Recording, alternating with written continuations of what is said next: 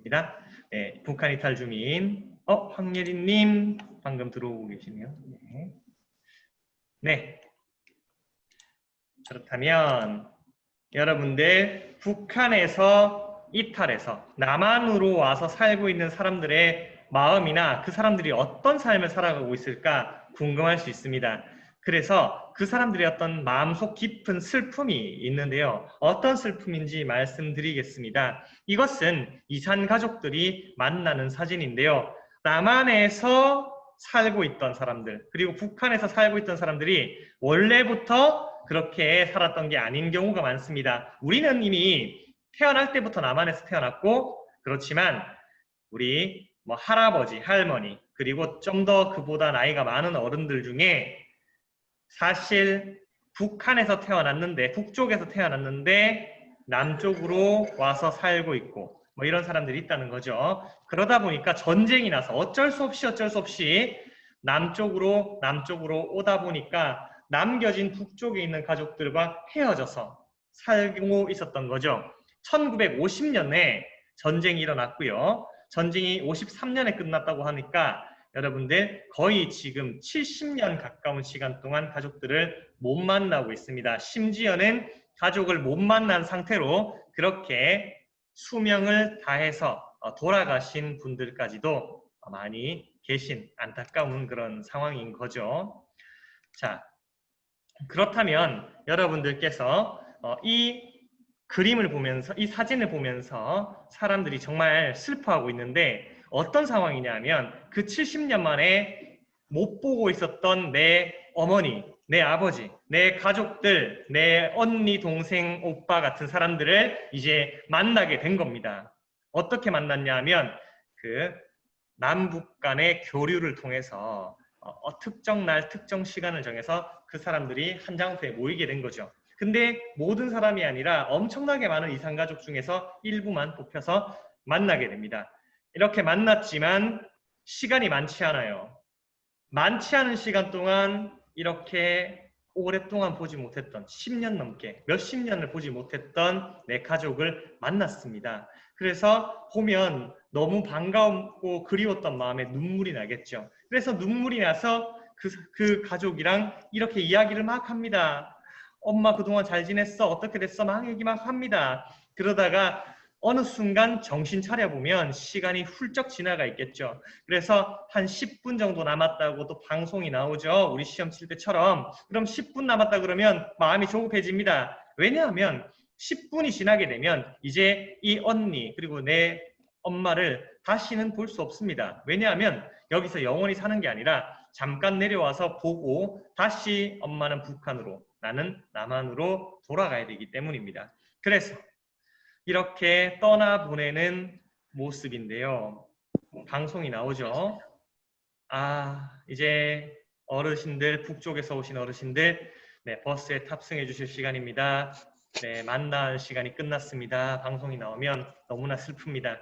그래서 가족을 1분 1초라도 더 보고 싶어서 저렇게 남한에 남아있던 분들도 다 따라 나가가지고 이렇게 매달리고 북한에 있던 분들도 다 이렇게 안타까운 마음을 감추지 못하는 그런 모습입니다.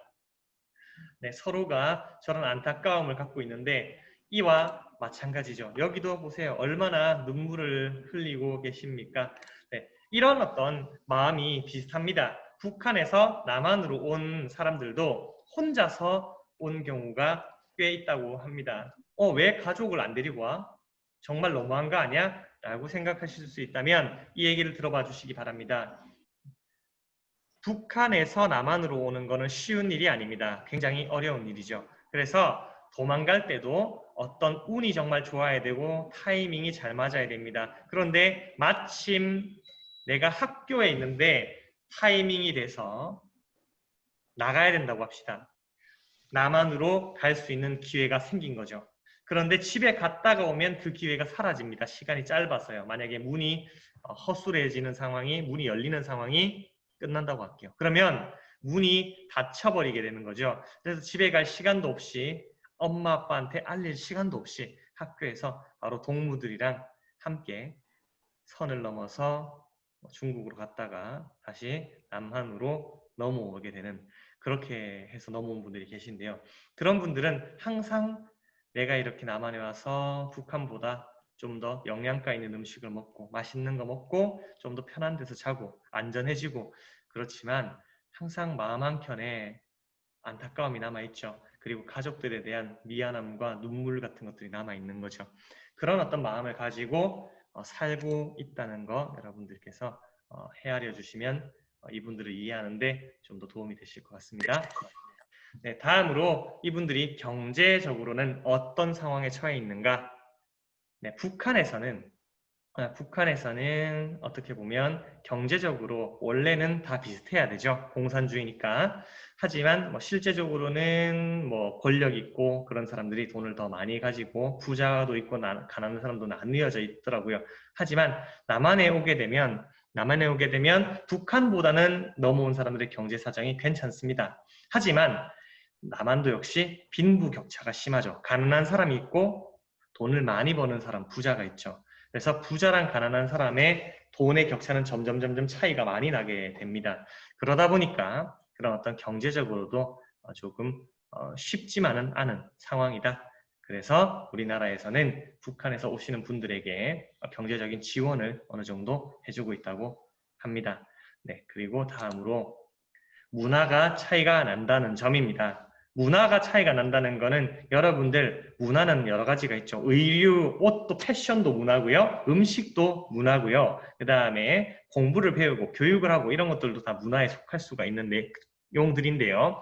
이 사진을 보시게 되면 아이들이 밥을 먹고 있는데 식량 자체가 굉장히 부족해서 식량 문화 자체가 우리랑 많이 다를 수밖에 없습니다. 그리고 의복, 옷들도 마찬가지고요. 또 말하는 말투, 화법, 그리고 우리가 쓰는 표준어랑 북한이 쓰는 말 자체가 아예 많이 다르죠. 그런 것들이 차이가 납니다. 그래서 이분들은 처음 남한에 오게 되면 적응하는데 꽤 시간이 걸리고 어려움을 겪는다고 해요. 네, 이런 게 지금 그분들이 처한 현실입니다. 그렇다면 우리는 지금까지 남한에서 계속 살고 있었는데요. 우리 남한에서 살고 있었던 사람들은 그들에게 어떤 역할을 해줄 수 있을까? 우리가 어떻게 그분들을 대해줄 수 있을까라는 겁니다. 그런 사람들에 대해서 북한에서 오신 탈북민 혹은 세터민 이런 분들에 대해서 편견은 갖지 말자는 겁니다. 그들에게 우리가 엄청 따뜻하게 대해주거나 뭔가 엄청 큰 도움을 주지 못하더라도 최소한 그들이 우리 때문에 괴롭힘 당하진 않아야 된다는 게 맞는 거죠. 여러분들도 그들을 괴롭힐 생각은 없잖아요. 그렇다면 우리가 애써서 괴롭히지 않더라도 사람들이 편견이란 걸 갖고 있습니다. 북한에서 온 놈은 굉장히 어때? 북한 출신이니까 그렇지 라고 하거나 막 그런 사람들이 많아요. 그런 일들을 여러분들이 그런 편견을 안 가지시고 이렇게 생활해 주시면 좋겠다라고 첫 번째로 말씀드릴 수 있겠고요. 네, 그 다음에 두 번째로는 경제적 지원 부분인데요. 이 경제적 지원이라는 거는 결국에는 살 수 있게끔 해주는 겁니다. 북한에서 온 사람들을 살 수 있게끔 해주는 돈을 지원해주고 집을 빌려주고 이렇게 합니다. 물론 그게 무한정 해주는 건 아니에요. 무한정 해주는 건 아니고 잠시 동안 그렇게 해준다고 해요. 그래서 그 기간 동안 북한 분들이 남한으로 왔잖아요. 이제 남한의 국민이 되신 겁니다. 그러면 그분들은 그동안 배운 기술들 그리고 남한에 적응하기 위해서 어떤 도움받은 것들을 활용해서 경제적으로 살아갈 수 있게 되는 겁니다. 만약에 그러지 못하게 된다면 적응을 못하게 되고 또 힘들어지겠죠. 그런 부분들이 있다고 해요. 네, 우리는 이런 어떤 두 가지 경제적으로 그리고 편견도 갖지 말고 이런 두 가지로 그분들에게 좀 다가가면 좋겠다 이런 겁니다. 이 자세한 영상은 제가 여기 우리 밴드 글에 제가 또 추가해 놓을 테니 나중에 그걸 보면 좀 더 도움이 되실 것 같아요. 여기서 영상을 틀면 좋지만 영상을 줌에서 틀게 되면 이게 끊기고 소리가 안 들리고 막 그런 어떤 일들이 있다고 해서 제가 영상 링크는 따로 걸어 놓을게요. 요거 파워포인트 내용 마치시면 그거를 보시면 좋겠습니다. 네. 그리고 그러면 이제 113쪽으로 갈 건데 113쪽에 1번을 봐주세요. 113쪽에 1번입니다. 1번에는 어떤 가상의 상황을 그려놨어요. 제가 한번 읽어보겠습니다. 동그라미를 대구라고 할게요. 다음 글을 읽고 북한 이탈 주민이 자신의 집에서 숙박 체험을 한다면 그들과 함께 어떤 것을 하고 싶은지 자유롭게 적어보자입니다. 대구광역시의 한지붕 한마음 사업은 통일부의 하나원을 수료한 후 대구에서 처음 정착하는 북한 이탈 주민이 대구의 가정에서 1박 2일간 숙박 체험을 하는 프로그램이다. 북한 이탈 주민은 공무원 및 교사 가정에서 그 가족들과 함께 하룻밤을 숙박하고 다음날 함께 아침 식사를 하게 된다. 가정교류 체험은 외부 활동과 가정 숙박이 같이 진행된다. 외부 활동에서는 여러 가지 실생활에 대한 생활 체험과 시민들이 많이 찾는 대구의 명소 방문하기 등의 도시 체험을 자유롭게 경험할 수 있다. 저녁에는 가정에서 식사를 하면서 가족 소개를 하고 가족 사진을 함께 보며 자유롭게 대화를 나누기도 한다라는 내용입니다. 이와 비슷한 내용의 영화가 있어서 역시 같이 링크를 걸어 둘 건데요. 이 영화도 같이 보고 여러분들이 해주시면 됩니다. 이 영화의 내용은 소년 소녀를 만나다라는 제목의 영화의 내용은 바로 북한에서 살고 있던 학생이 남한으로 와서 한 달 동안 홈스테이를 하게 된다고 해요. 홈스테이라는 거는 일반적인 시민의 집에서 그냥 같이 생활하면서 밥도 먹고 하는 그런 거를 체험해보는 겁니다. 그래서 북한 아이가 바로 이렇게 생각해 보시면 돼요. 여러분의 집에 와서 한 달 동안 여러분이랑 같이 지내게 된다는 거죠. 그런 내용이고 그 다음에 여기 교과서에 있는 거는 1박 2일간 탈북 친구가 함께 여러분들과 시간을 보낸다는 거고요. 그럼 1번에는 뭘 적느냐 하면 여러분이 이 친구와 내가 뭘 하면서 지낼까, 뭐를 하면서 놀지, 뭐 하면서 먹을지, 뭐 이런 것들을 여러분들이 적으시면 되겠습니다.